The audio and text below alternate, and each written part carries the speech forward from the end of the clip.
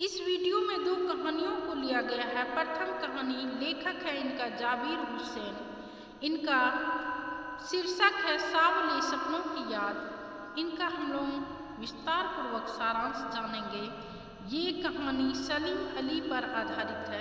Next कहानी है श्याम चरण दुबे द्वारा रचित उपभोक्तावाद की संस्कृति। इनका भी हम लोग विस्तार पूर्वक सारांश जानेंगे। प्रथम कहानी इस प्रकार से है। नमस्कार दोस्तों, आज हम लोग जानेंगे सांवले सपनों की याद का पाठ का सारांश। इनके लेखक हैं जाबिर हुसैन।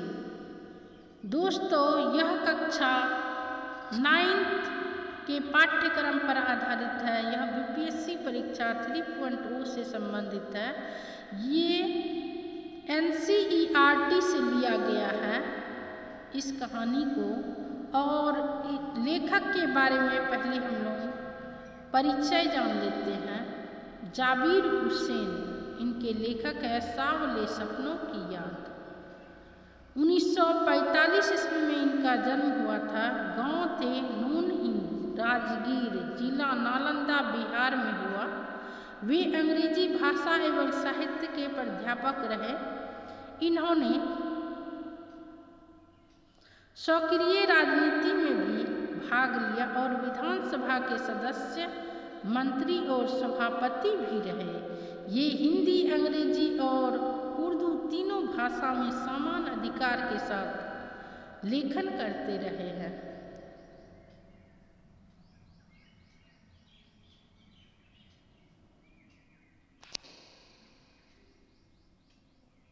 सांवले सपनों की याद पाठ का सारांश इस प्रकार से है।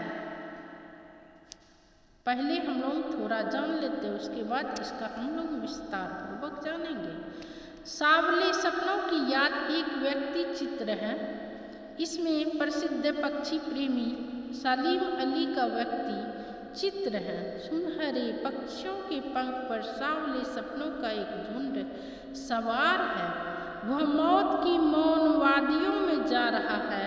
उसमें सबसे आगे सलीम अली है। जी हाँ, यह पक्षी प्रेमी मौत की गोद में जा बसे हैं।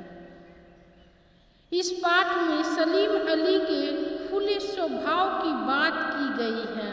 इस पाठ में बताया गया है कि कैसे सलीम अली पक्षी प्रेमी बने, कैसे उन्होंने साइलेंट वैली के पक्षियों को सही सुविधाएं उपलब्ध कराई। इस पाठ में दूसरे पक्षी प्रेमी D.H. लॉरेंस का भी जिक्र है तथा लेखक को विश्वास ही नहीं हो रहा है कि यह पक्षी प्रेमी सच में इस शरीर को मतलब कि छोड़ जा रहा है।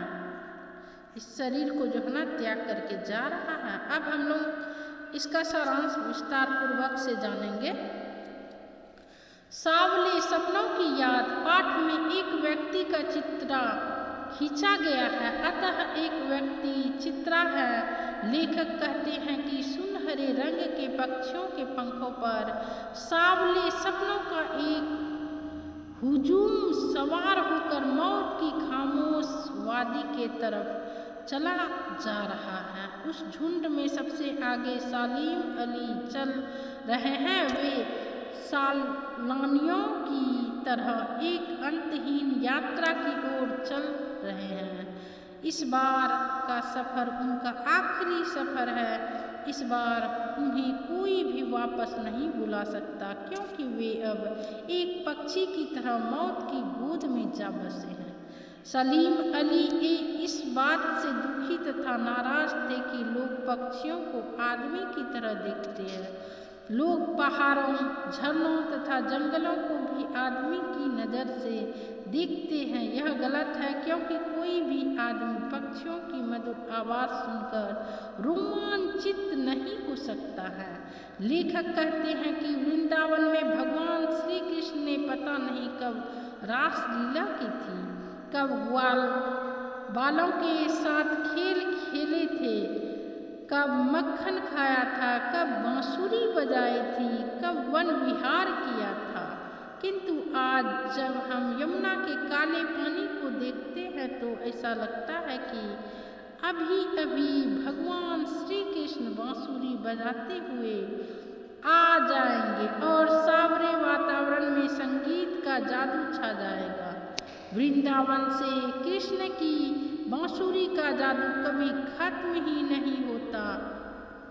सलीम अली ने बहुत भ्रमण किया था तथा उनकी उम्र 100 वर्ष की हो रही थी, अतः उनका शरीर दुर्बल हो गया था। मुख्यतः वे यात्रा करते करते थक चुके थे, किंतु उस उम्र में भी उनके अंदर पक्षियों को खोजने का जुनून सवार था। दूरबीन उनकी आंखों पर या गर्दन में पड़ी ही रहती थी तथा उनकी नज़र दूर दूर तक फैले आकाश में पक्षियों को ढूंढती रहते थे। उन्हें प्रकृति में एक हंसता खेलता सुंदर सलोना संसार दिखाई देता था। इस सुंदर रहस्यमय दुनिया को उन्होंने बड़े परिश्रम से बनाया था। इसके बनाने में उनकी पत्नी तहमीना का भी योगदान था। सलीम अली केरल की साइलेंट वैली के रेगिस्तान के झोंकों से बचाना चाहते थे, इसीलिए वे एक बार पूर्व प्रधानमंत्री चौधरी चरण सिंह से भी मिले थे। चौधरी चरण सिंह गांव में जन्मे हुए थे और गांव की मिट्टी से जुड़े हुए थे, अतः वे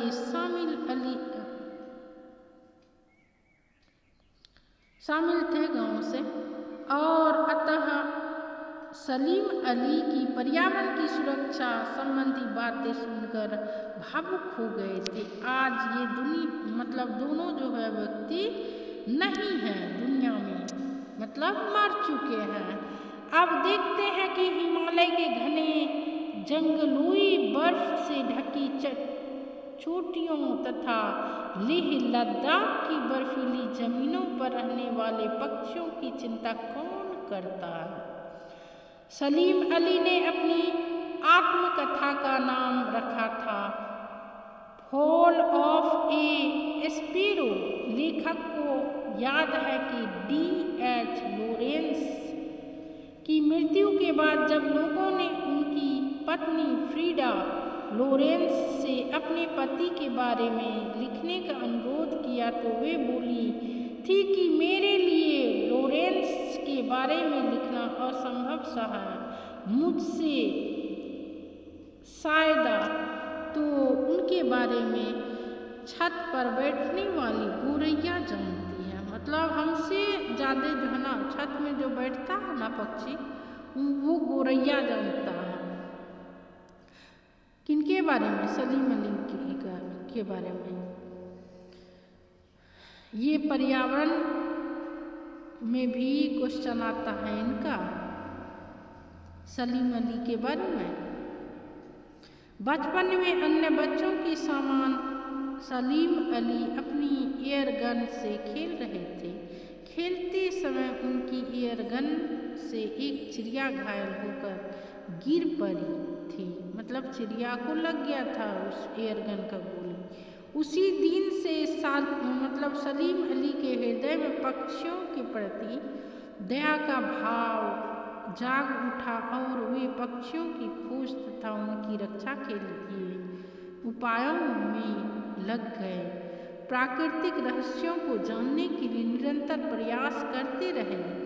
इसके लिए उन्होंने बड़े से बड़े तथा कठिन से कठिन कार्य किए।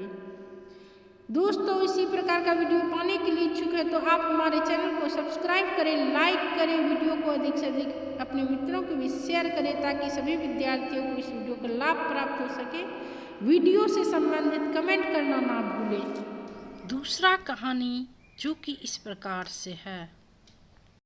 उपभोक्तावाद की संस्कृति। इनके लेखक हैं श्याम चरण दुबे। इन कहानी का हम लोग सारांश जानेंगे। यह कक्षा 9 के पाठ्यक्रम से लिया गया है और NCERT से संबंधित है। बिहार शिक्षक भर्ती परीक्षा हिंदी सब्जेक्ट 3.0 के सिलेबस में यह कहानी दिया गया है। यह प्रतियोगिता परीक्षाओं से भी संबंधित है। इनके लेखक के बारे में हम लोग जान लेते हैं। श्यामचरण दुबे इनके लेखक हैं। इनका जन्म जो है ना 1922 ईस्वी मध्य प्रदेश के बुंदेलखंड क्षेत्र में हुआ था। उन्होंने नागपुर विश्वविद्यालय से मानव विज्ञान में PhD की। वे भारत के अग्रणी समाज वैज्ञानिक रहे हैं। इनका देहांत सन 1996 ईस्वी में हुआ था। पाठ का सारांश उपभोक्ता की संस्कृति, जो कि इस प्रकार से है।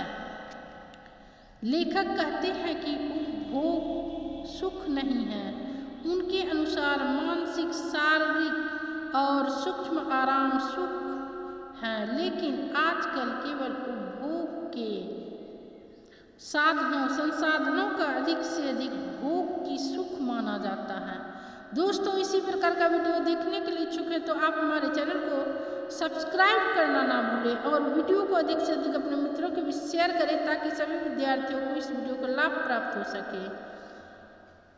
आगे की कहानी इस प्रकार है। उपभोक्तावाद संस्कृति ने हमारे दैनिक जीवन को पूर्ण रूप से अपने प्रभाव में ले लिया है।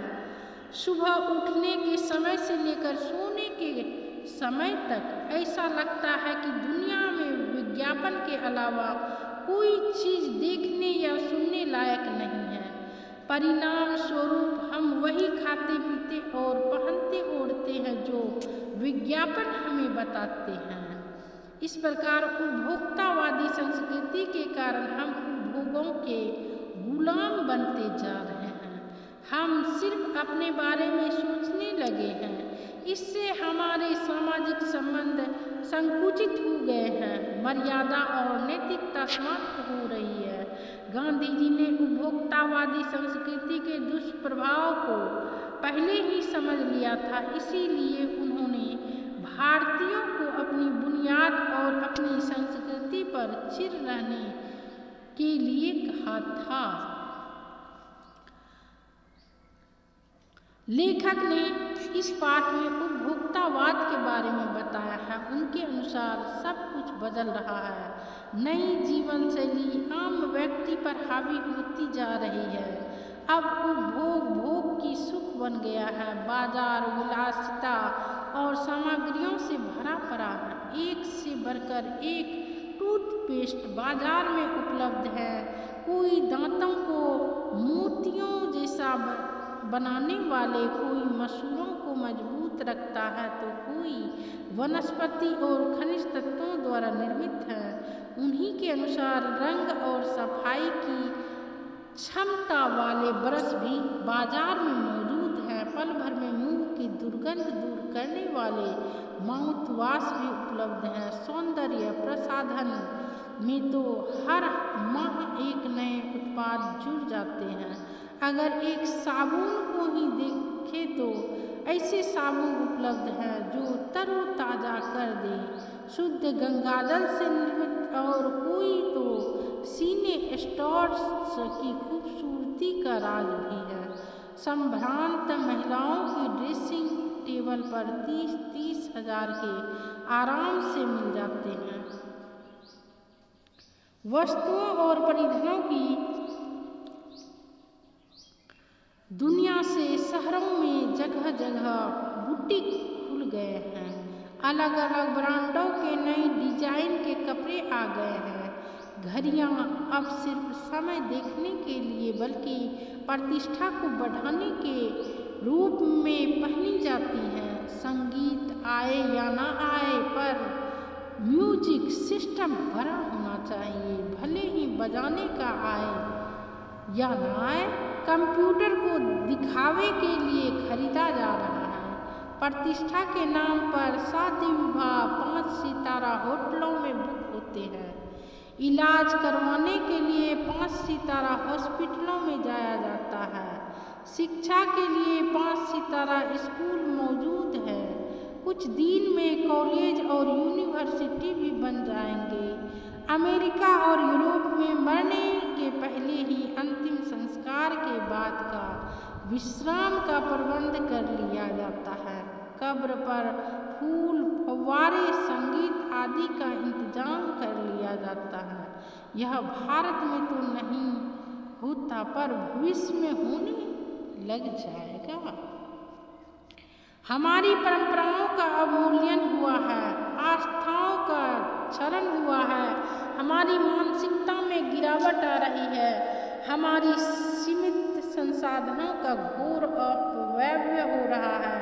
आलू चिप्स पिज्जा खाकर कोई भला स्वस्थ कैसे रह सकता है? सामाजिक सरोकार में कमी आ रही है, व्यक्तिगत केंद्रता बढ़ रही है और स्वास्थ्य मतलब परमार्थ पर हावी हो रहा है। गांधी जी के अनुसार हमें अपने आदर्शों पर टिके रहते हुए स्वस्थ बदलावों को अपनाना है। उपभोक्ता संस्कृति भविष्य के लिए एक बड़ा खतरा साबित होने वाली है। वीडियो को अधिक से अधिक अपने मित्रों के बीच शेयर करना ना भूलें। वीडियो से संबंधित कमेंट करें, वीडियो को लाइक करें। इसी प्रकार का और भी वीडियो देखने के लिए इच्छुक है तो आप हमारे चैनल के प्लेलिस्ट में जाकर देख सकते हैं। मिलती हूँ नेक्स्ट वीडियो में। धन्यवाद।